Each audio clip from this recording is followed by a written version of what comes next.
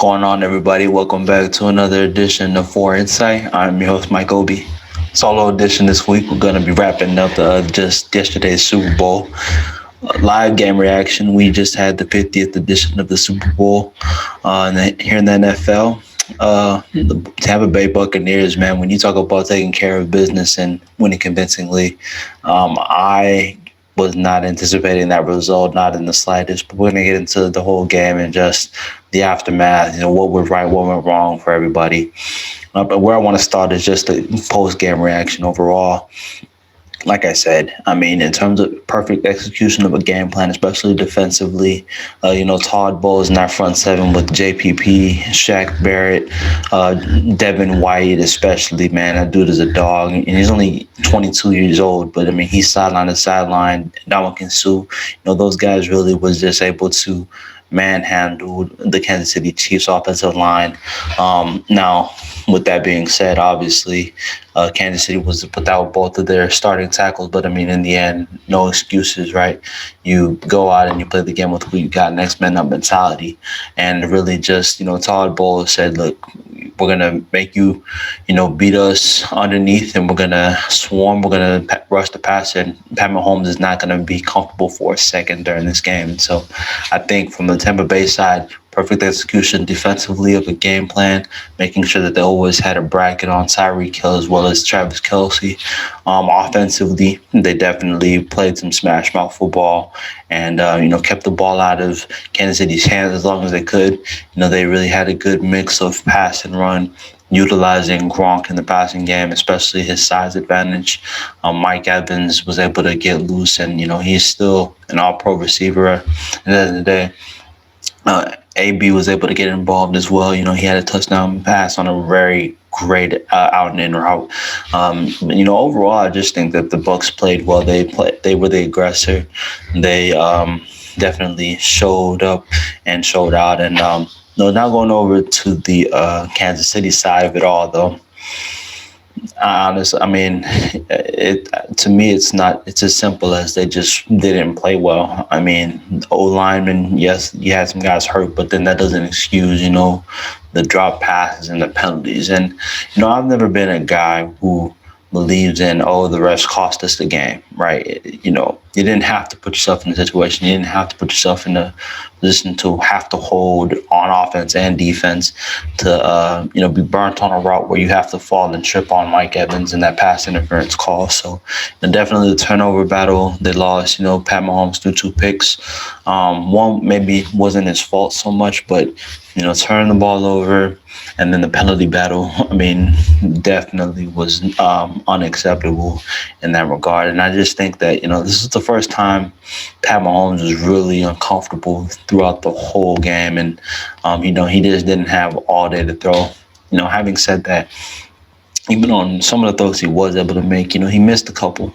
So, Pat, this was a bit of a stinker for him, but I think it's all a learning experience really for this team. They are a Super Bowl team, but then hopefully this just serves as a wake-up call for them that, you have to be the aggressor. You can't be comfortable. And teams are getting better in the league. It's not going to get any easier. Once you win, you become the hunted, and people are coming for your throne. And now they're going to have to start from square one and, try to get back over the hump. But, just looking at, Tom Brady, I haven't even mentioned him yet. And, it just goes to show he just keeps on adding on to his legacy. And, he's at now 7 Super Bowls. So in terms of, greatest of all time conversation, if all else fails, I think he's definitely solidified that for himself as the GOAT, at least the quarterback position. His leadership ability for sure, maybe not the most talented arm talent, but in terms of being able to take a team and lead them, galvanize his troops, definitely there's something to be said that when you win a Super Bowl 7 times, something that's never been done, definitely all the respect in the world goes to Tom Brady. After he had been largely counted out, after he had not played well in the New England his last couple games. Part of that being attributed to a lack of weaponry around him as well. But people were counting him out. People passed on him in free agency. Certain teams didn't want him. Some teams thought he was over the hump. And Tampa Bay took a chance on him. They said, "Look, we're gonna let you be our guy."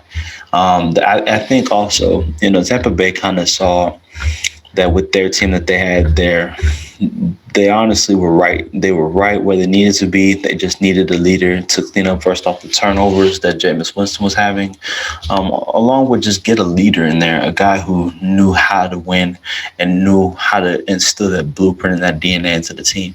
And sure enough, you saw in the beginning, there was some learning and there was some growing pains. But I think as the season kind of progressed, you saw the team start to buy into Bruce Arians and Byron Leftwich and Todd Bowles and even Tom Brady's leadership, and the chemistry was being built. And that's the beauty, in my opinion, of playing football, especially the watching the camaraderie in the process kind of come full circle and come all together in the end. And it creates a winning culture and a winning formula that leads to a team that wins the Super Bowl, right? And which was able to happen for this Tampa Bay team. Now go also, talking about impact, some of the guys who have won Super Bowls in this game, you guys in the likes of, Ndamukong Suh, who had largely started to gain a reputation of a dirty player and, didn't work hard. I mean, he played well for the Bucs these past couple of years, and now he's a champion. Most especially Antonio Bryant. I mean, in terms of, Tom Brady's leadership, I mean, this is the guy who Tom Brady begged for when he was in his last year out in New England, and then certain things that AB was doing off the field wasn't able to let him stay in New England. And then, you saw how he left Pittsburgh. I mean, a lot of people thought that, AB was done, and then he was done playing in this league. And then, he gets a little deal from the Raiders, and he never steps foot on the field for them. And then, lo and behold, Tom Brady says, "Nah, I see the work, I see the dog in him. Give him to me, and I'll make it work." And once AB got to Tampa Bay, I mean, you heard no noise, you heard no rumblings, you heard nothing like that. So it just goes to show that when you put in the right system and with the right culture, I mean, some of these guys who get these negative labels about them, I'm like, is it the guy or is it the culture and what he's allowed to do? And definitely, the Bucs built something where it was stable enough for AB to just buy in and play ball, and he's able to get himself a Super Bowl ring now.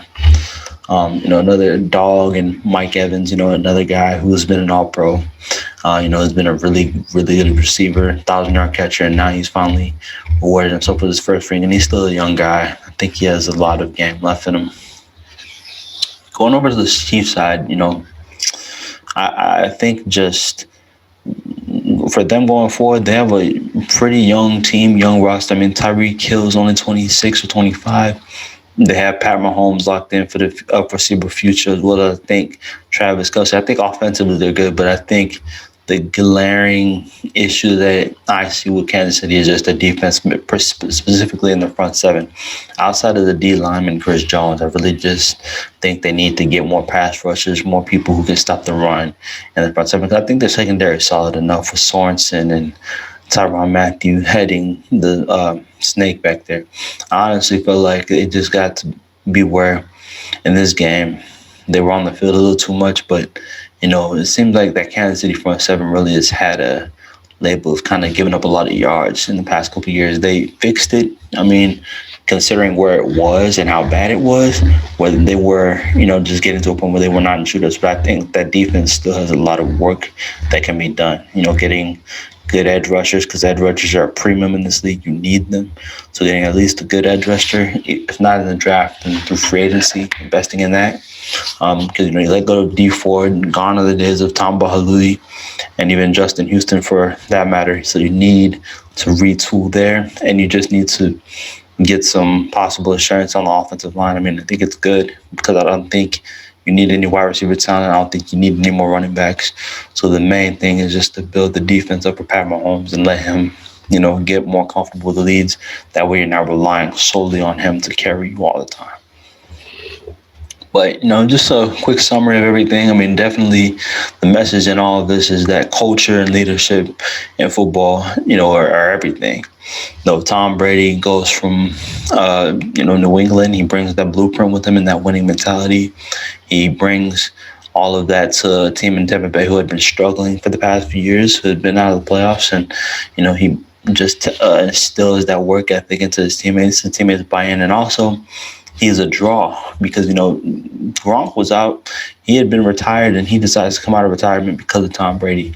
You saw people like Leonard Fournette came to Tampa Bay because of Tom Brady, LaShawn McCoy, and various others. Antonio Brown, like I said. And so I think that, and really being able to work with Bruce Arians and Byron Leftwich and be able to give his brand and be coached and let them kind of have a good partnership, enable them to kind of build a trust with one another and let the team see that, look, this is how you win, and let's do this together. And it all capped off in a very convincing Super Bowl 55 win for them.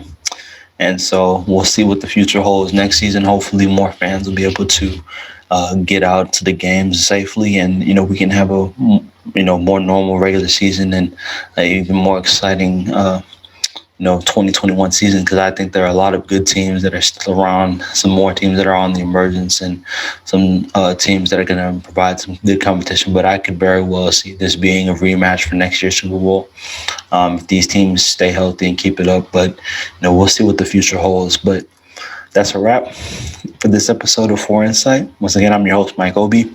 You can catch this episode on YouTube, Anchor, Spotify, and all other platforms streaming podcasts. Appreciate it.